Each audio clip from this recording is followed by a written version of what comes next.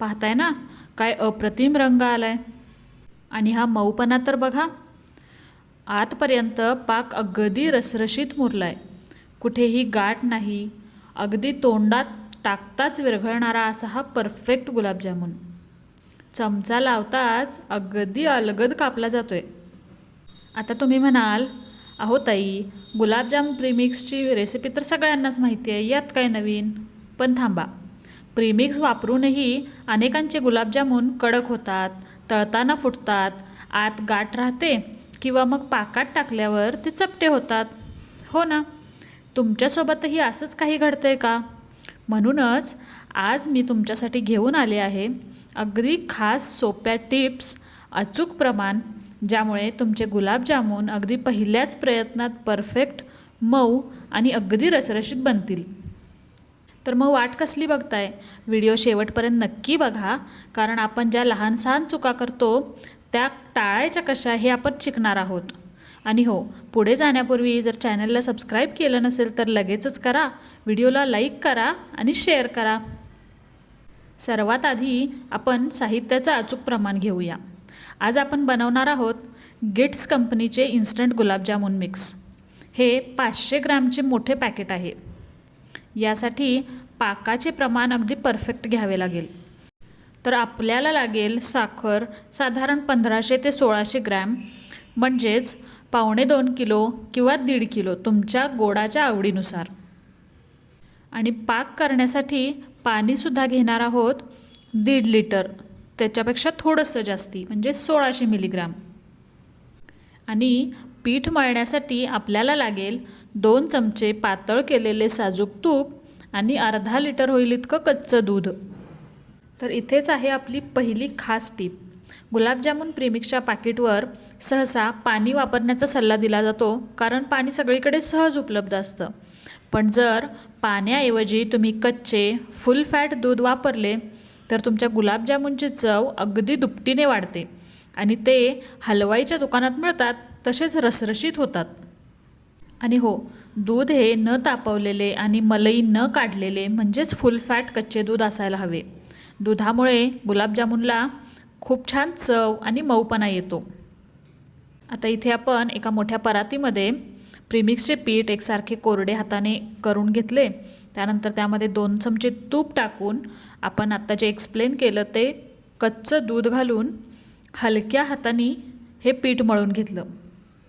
पीठ जास्ती घट्ट मळायचे नाही, अगदी सैलसर किंवा पातळ म्हणण्या इतपत मळायचे.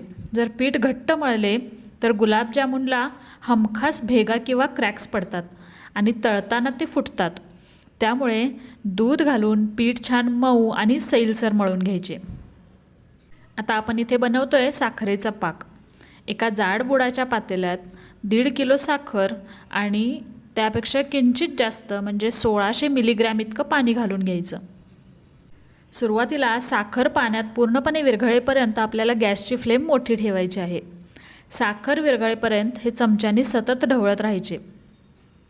आणि त्यानंतर पाकाला मंद गॅसवर फक्त 5 ते 7 मिनिट शिजू द्यायचे. इथे आपल्याला पाक बनवायचा नाही, त्यामुळे साखर विरघळल्या विरघळल्या गॅस मंद आचेवरती करायचा आणि फक्त 5 ते 7 मिनिट शिजू द्यायचा.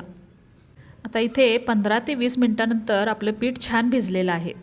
याचे गोळे करायला घेऊया.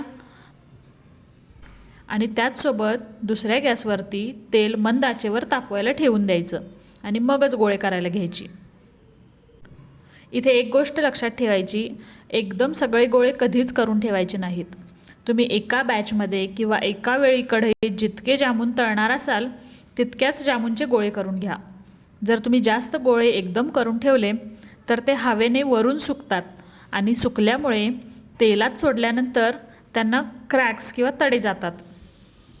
असे हाताला थोडे तूप लावून आपण पहिल्या बॅचचे गोळे बनवून घेतले. गोळे बनवताना पिठाचा अगदी छोटा भाग घ्या. तळव्यांवर हलका दाब देऊन नंतर एकदम गोल गरगरीत गोळा तयार करा. तेल व्यवस्थित तापले की नाही पाहण्यासाठी गुलाबजामुनच्या पिठाचा एक छोटासा गोळा त्यामध्ये सोडा. तो पटकन वर आला की समजून जा की आपलं पीठ चांगलं तापलेलं आहे.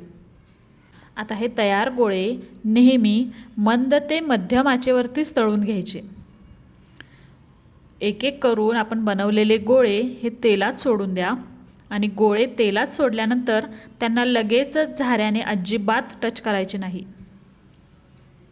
हे गोळे तेलात सोडल्यानंतर ते आपोआप हलके होऊन वर येऊ लागतात.